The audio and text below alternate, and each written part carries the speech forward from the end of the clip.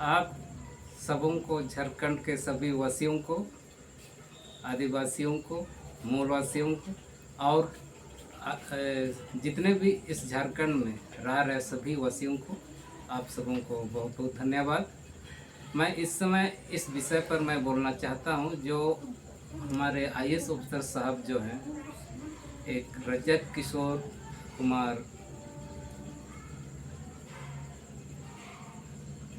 कुमार रजक जो डीएसपी हैं, वो बिल्कुल नए डीएसपी हैं, लेकिन इस झारखंड के विषय में बिल्कुल सही और सटीक बात और विचार रखते हैं और बता रहे हैं हम सबों को।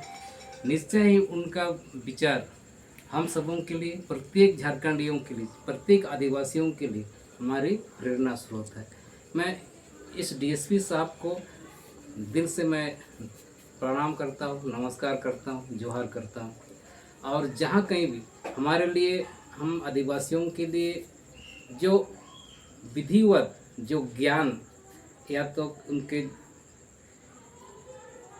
पढ़ के लिख के जो उन्होंने हासिल किया, उस आधार पर एक तरह से कहा जाए तो कॉन्स्टिट्यूशन, अधिनियम, हर तरह के जानकार लोग हुआ करते हैं, जो उनका विचार जो है उनको किसी भी तरह से हम झूठा आरोप या झूठ साबित हम नहीं कर सकते। हम लोग कम पढ़े लिखे लोग कभी कुछ और बोल देते हैं और कुछ सुन लेते हैं, ये अलग सी बात है। लेकिन आज के दौर में जो ये डीएसपी साहब, जो किशोर कुमार रजक, ये जो बात बोलते हैं इस झारखंड वासियों के लिए, बिल्कुल सही और सटीक बात बोल रहे हैं। ठीक है, पारिवारिक परिस्थिति के हिसाब से उनके जीवन में कई तरह की समस्याएं आई है। इस सारी समस्याओं को समझते हुए अपने जीवन में कई तरह का झेलन या पारिवारिक झेलन झेला, लेकिन फिर भी हमारे बीच में जो सच है उस सच के साथ खड़े हैं। मैं उनका और कितना अभिनंदन करूं, कितना भी उनका मैं कुछ कहूं, कम है।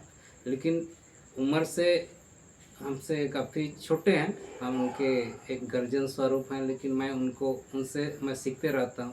उनका विचारों को, उनका विवेचनाओं को हम सुनते रहते हैं।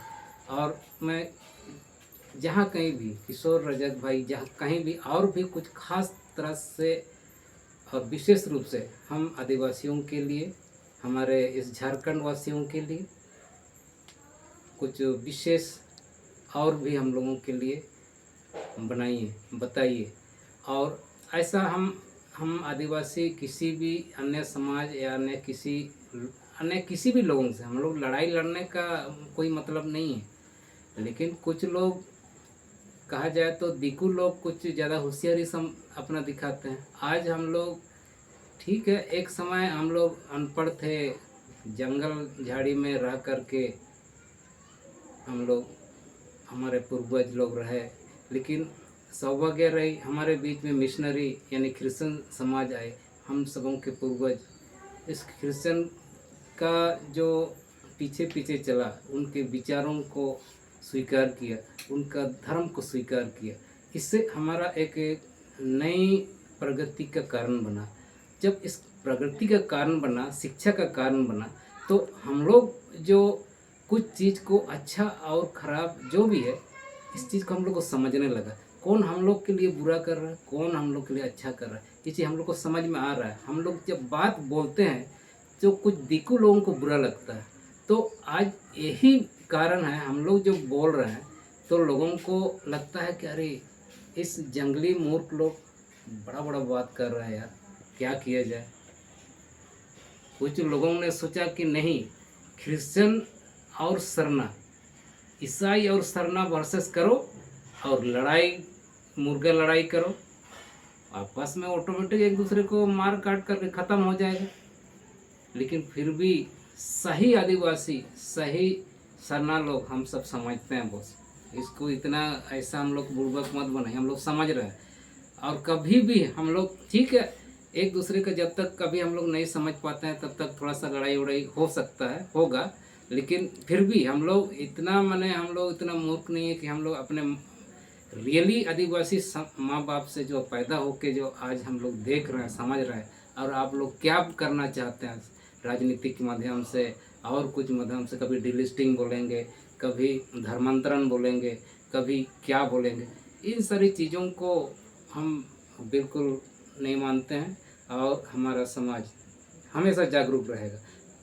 और जो हमारे डीएसपी साहब, जो वो खुद आदिवासी नहीं है, लेकिन फिर हमारे इस समाज के लिए हमेशा चिंतन फिक्र करते हैं और बात करते हैं। मैं उनको फिर से धन्यवाद करता हूँ। फिर से और नए नई दिशा दशा हमारे बीच में हम लोगों को बताइए और जानकारी दीजिए। बहुत बहुत धन्यवाद डीएसपी साहब। जहाँ कहीं भी आप सुख चैन से रहिए और प्रभु आपका मेरा आशीर्वाद और प्रभु का, परमेश्वर का आशीर्वाद हमेशा आपके साथ बना रहे। इस छोटी सी ये मेरा जो अर्चना है, प्रार्थना है, आप स्वीकार कीजिए डीएसपी साहब। Thank you.